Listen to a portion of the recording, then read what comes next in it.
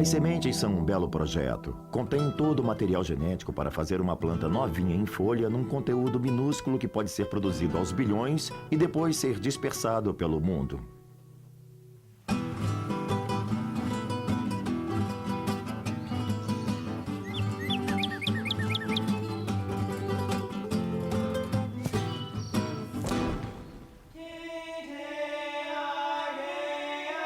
O mundo secreto dos jardins.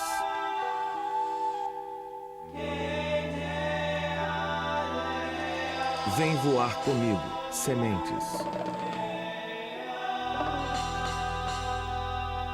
Distribuição Sinapse.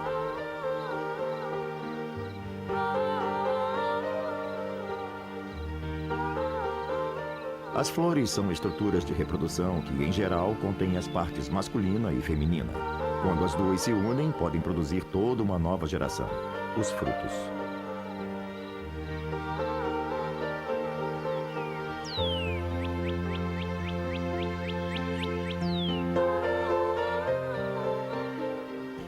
Esses frutos, então, continuam a se desenvolver. Amadurecem e depois, é claro, as pétalas e tudo mais caem no solo e deixam para trás essa base inchada da flor que está agora cheia de sementes prontinhas para serem dispersas.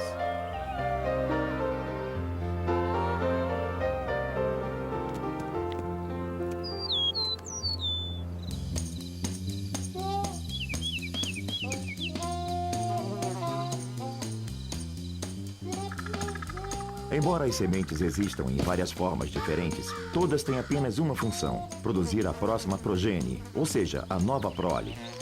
O segredo de cada uma dessas sementes, e isso na verdade dita muito das suas diferenças de formas, é como surge a necessidade de se dispersarem. Plantas diferentes têm estratégias diferentes para sua sobrevivência e reprodução. Algumas gostam de acordar cedo e fazer todo o serviço antes que as outras comecem a sua faina. Plantas como a Dicentra formosa brotam nos primeiros dias quentes da primavera e sempre murcham e liberam sementes antes que a metade das plantas do jardim tenha sequer surgido em cena.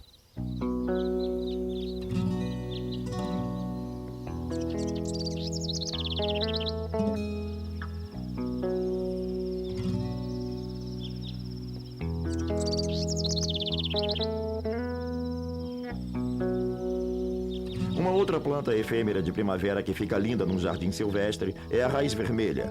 Como outras plantas silvestres, se desenvolve no início da estação para aproveitar bem o sol.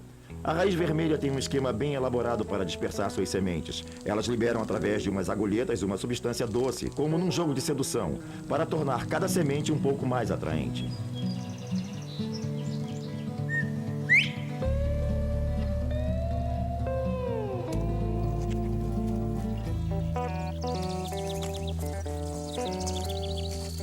As formigas, quando encontram essas sementes caídas no solo, com esses petiscos vistosos por cima, não conseguem resistir.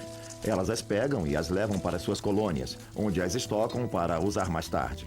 É claro que, quando as sementes estão lá dentro da colônia, que é embaixo da terra, elas ficam úmidas, protegidas dos predadores, e no momento certo, elas podem germinar. Essa é uma das formas como essas plantas podem se dispersar pelo solo da floresta.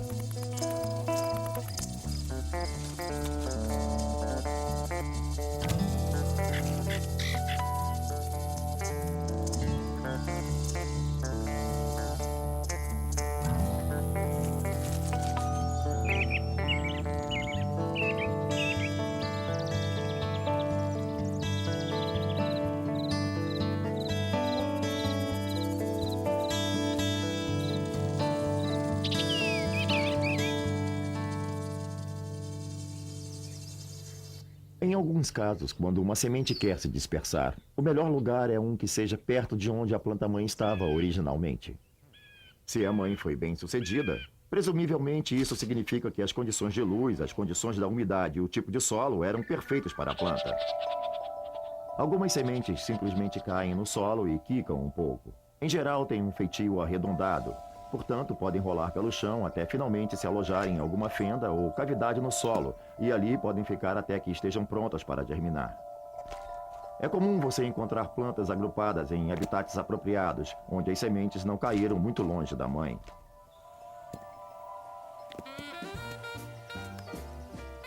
Por outro lado, é muito difícil alcançar um novo habitat. Por isso, muitas plantas precisam achar meios de se dispersar até lugares mais distantes. Elas precisam, então, fazer uso de outro tipo de agente do ambiente, o que, na verdade, pode ser qualquer coisa. Então, num dado momento no seu jardim, você vai encontrar sementes que vão pular nas costas de coisas ou flutuar com a brisa.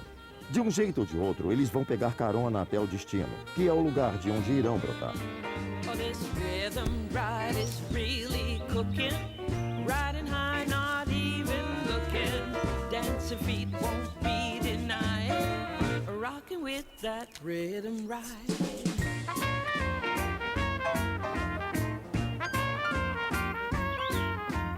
In a hot rod or a freight train, I like riding in an airplane.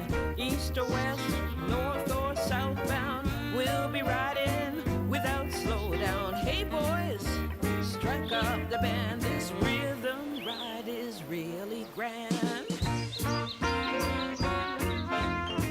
When the band has got a groove on, I'll go get my dancing shoes on. And when that beat is in the pocket, well, it's like riding in a rocket. Hey boys, strike up the band. This rhythm ride is really grand.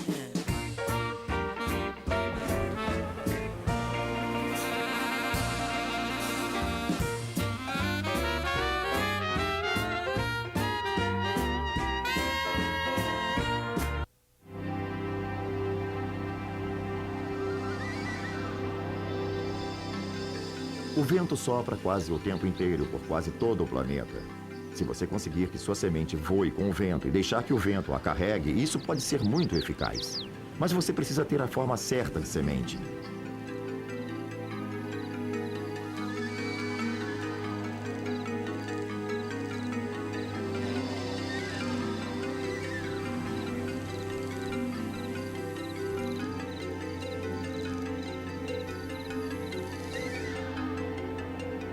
Para aproveitar o vento, as sementes têm que ser bem pequenas, sem muito óleo ou muita goma que aumentem seu peso. E elas precisam ter um paraquedas, a fim de serem levadas pela mais leve brisa.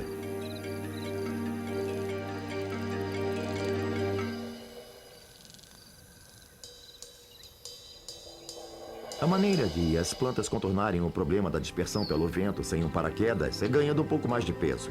Algumas flores de jardim, como as malvas rosa, colocam seu estoque de flores lá em cima, a 1,20 m, 1,5 m do solo. As sementes são mantidas aqui em cima, em vagens, e cada vagem pode conter centenas e centenas de unidades de sementes. Na hora oportuna, elas migram, levadas pelo vento, para um novo lugar. Muitas árvores usam a dispersão pelo vento, mas precisam usar estruturas ligeiramente bem mais elaboradas. Elas têm a vantagem da altura e isso é muito bom para as árvores. A única forma de haver uma dispersão eficiente é a semente ficar lá em cima, bem no alto, porque aí há uma grande chance de que, em algum momento durante a viagem que faz dos galhos de onde se solta até o ponto no solo onde vai cair, passar uma brisa que a carregue.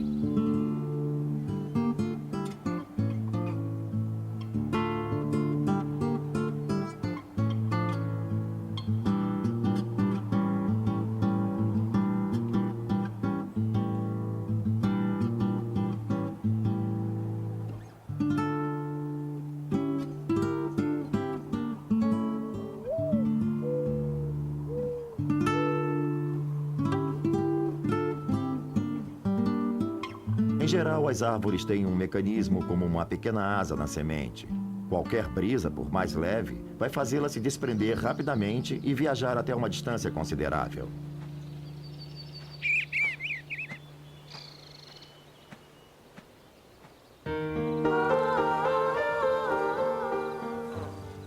Às vezes, o sistema de dispersão pelo vento não é tão óbvio. Muitas plantas, na verdade, usam um mecanismo que é basicamente como um saleiro, ou esses vidrinhos com furinhos onde se põe pimenta em pó. Toda vez que o vento sopra, a haste é empurrada de um lado para o outro e a cada vez algumas sementes caem lá de cima.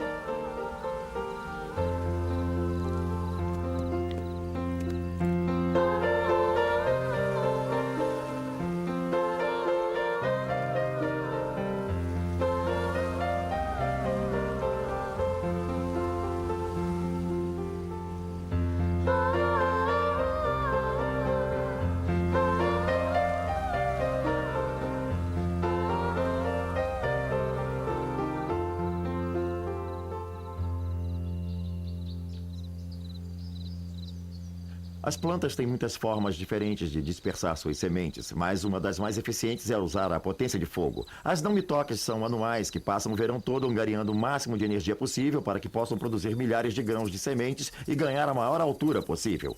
Mais tarde você vai ver por que elas são chamadas de não-mitoques. Quando se desprendem, fazem um puff. Isso se chama turbopressão. A pressão que se acumula dentro da cápsula da semente, propriamente dita, como se as células das paredes da cápsula se enchessem, como um balão cheio de água que estourasse. Plantas como a não-mitoques e algumas mostardas podem facilmente elevar suas sementes a uma altura de 90 a 120 centímetros. As não-mitoques são plantas que preferem viver em ambientes úmidos, em geral em vales ao longo de rios e em pontos do jardim com umidade fria. E aquela zona restringe o seu habitat. A intenção delas é ocupar todo o espaço, mas nem sempre o fazem. Algo em torno de 1 metro é uma boa distância para dispersarem suas sementes.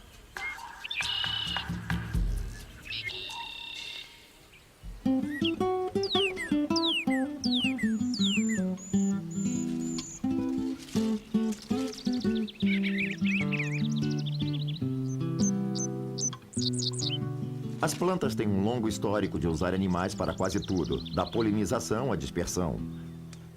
Alguns dos melhores exemplos, claro, são as árvores grandes que produzem nozes, como castanhas e bolotas.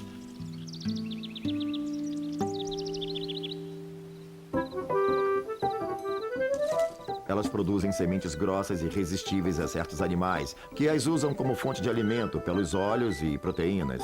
Eles pegam essas sementes e as transportam para outros lugares com a intenção de armazená-las. A notícia boa para a planta é que, às vezes, esses animais esquecem onde as armazenaram e, mais tarde, essas sementes podem germinar em local bem longe do local original da planta-mãe. Só o que a semente precisa é ter um aspecto tentador que logo virá um animal para dispersá-la.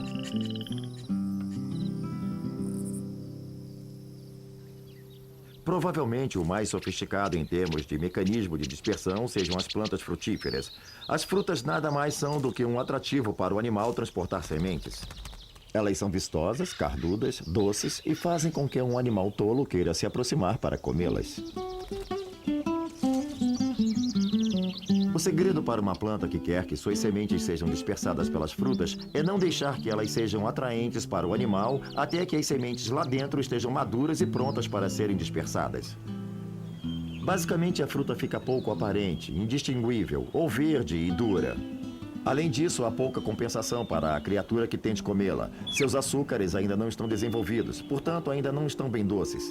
As frutas ficam ali com aquela aparência horrível até determinado momento, quando as sementes internas começam a amadurecer. E aí sim, a fruta começa a ganhar cores fortes, vermelhos ou roxos. Fica mais macia e mais palatável. E, em geral, os açúcares e outros ingredientes de sabor ficam muito mais intensificados, tornando-a quase irresistível. É claro que, em muitos casos, os animais não conseguem digerir as sementes, e então as sementes comidas passam pelo seu trato digestivo e são expelidas. A esperança da planta é que a excreção se faça num local conveniente, onde as condições do solo e de umidade sejam adequadas para permitir que haja germinação. Muitas sementes de plantas frutíferas, na verdade, precisam muito de uma certa ação corrosiva do sistema digestivo do animal antes que sejam de fato capazes de germinar. Há várias espécies cujas sementes vão simplesmente permanecer ali até que alguém se habilite a tentar comê-las para então quebrar sua casca.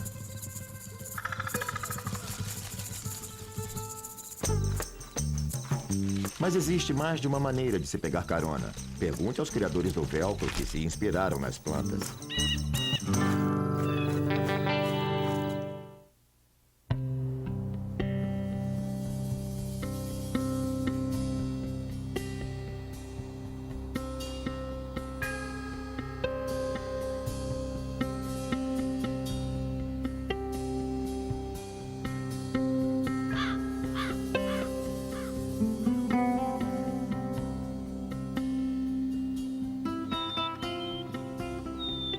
Os mamíferos, em particular, são cobertos de pelos, e eles parecem ser um meio perfeito para as sementes serem transportadas para todos os lugares. A outra vantagem dos mamíferos é que eles costumam fazer o mesmo caminho seguidamente, então você só precisa se fixar na passagem habitual e esperar, porque algum animal vai aparecer e levar suas sementes para você. Uma planta que faz muito uso desse mecanismo é a bardana. A rebarba, propriamente dita, é composta de duas partes. Uma casca recoberta por espinhos e uma câmara interna cheinha de sementes escuras. São oportunistas e aproveitam qualquer chance de pegar uma carona até o local novo. E são tão persistentes que, quando você tenta desesperadamente desalojá-los, não consegue evitar quebrar a casca e liberar as sementes. Muitas outras plantas usam o mesmo tipo de mecanismo. A amor do campo, às vezes chamada de flor do campo, também tem uma estrutura de fixação assim. Cães e outros animais peludos não são as únicas criaturas que podem dispersar essas sementes. As pessoas, principalmente jardineiros, funcionam como agentes de transporte, quando as pequenas cápsulas se agarram às suas calças ou saias e são carregadas, podendo chegar bem longe.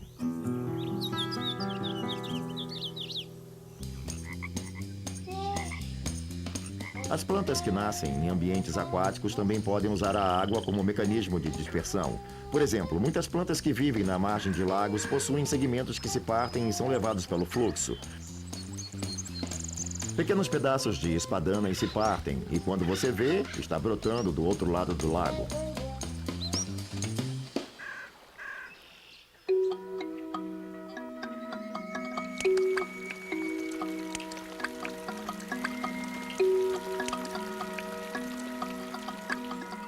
Mesmo a chuva é algo que as plantas exploram. Para nós, os pingos são pequenininhos e delicados, mas tudo é relativo. Para as plantas, os pingos de chuva são uma força a ser utilizada como mais um meio de dispersão de sementes.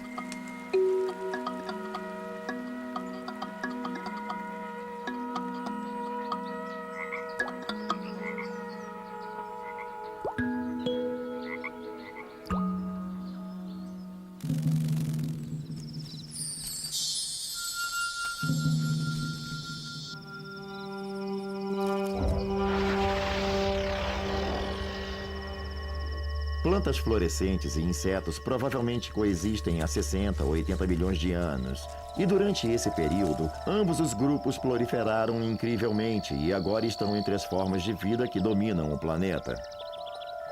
Nesse processo de coexistência, eles desenvolveram um relacionamento muito estreito, muito específico, em que as plantas individualmente não vivem sem certos tipos de insetos e vice-versa. Certos tipos de insetos não vivem sem certos tipos de plantas para supri-los com o néctar.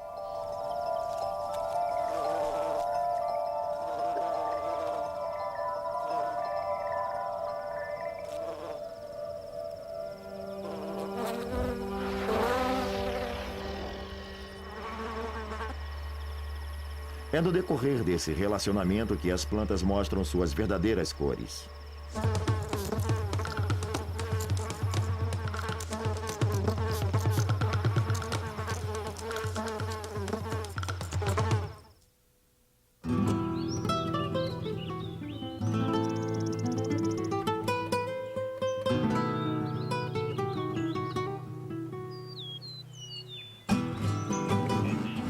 As plantas confiam aos insetos e outras criaturas a ação de polinizá-las, o que leva à produção de sementes. Mas as flores são astuciosas, precisam dessas criaturas para transportarem seu pólen de uma planta a outra se quiserem se reproduzir. Mas elas sabem que insetos não são tolos e não vão fazer esse serviço de graça. Então as flores instigam criaturas a visitá-las, oferecendo-lhes uma doce recompensa para então o verdadeiro jogo começar.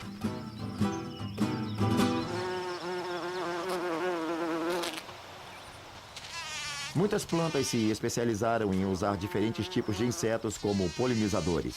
Algumas se especializaram em usar abelhões, abelhas comuns ou abelhas solitárias. E é comum vermos flores cuja forma é determinada pelo tipo de polinizador que elas procuram. Por exemplo, se o inseto que ela deseja for grande como um abelhão, a flor terá uma formação bem aberta, com uma corola bem longa para que o abelhão caminhe sobre ela para sugar o néctar. Isso significa que, ao caminhar pelo tubo da flor, seu corpo felpudo vai ficar coberto de pólen e ele poderá transportá-lo para a próxima flor. Às vezes, o sistema não é inteiramente à prova de tolos. Embora as plantas em geral façam os insetos fazerem um grande esforço para entrar pela flor adentro a fim de sugar o néctar e transportar o pólen, alguns insetos criaram estratégias com as quais podem enganar o mais hábil planejamento da flor. O que eles fazem? Eles vão para as costas da flor e comem um pedacinho dela, chegando até os néctares e sorvendo-os sem terem o trabalho de entrar por dentro da flor. Isso, é claro, não atinge a finalidade da flor. Então, invariavelmente, as plantas desenvolvem contra-estratégias para esses casos.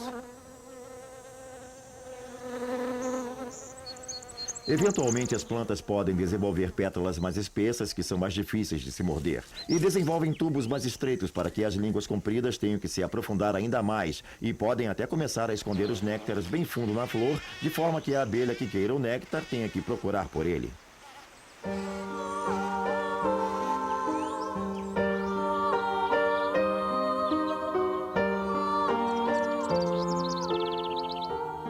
É essa constante alteração e substituição de estratégias que faz as plantas florescentes se difundirem. O que mais me impressiona é a complexidade de suas estratégias e estruturas para a produção de sementes e dispersão. Ainda há muito mistério em torno dos meios pelos quais as plantas exploram seu ambiente, suas manipulações sutis, seus interrelacionamentos complexos e, às vezes, em torno de sua beleza. Elas seduzem a todos nós com suas fragrâncias doces e flores vistosas, e dessa forma garantem que seus genes sobrevivam nas gerações futuras.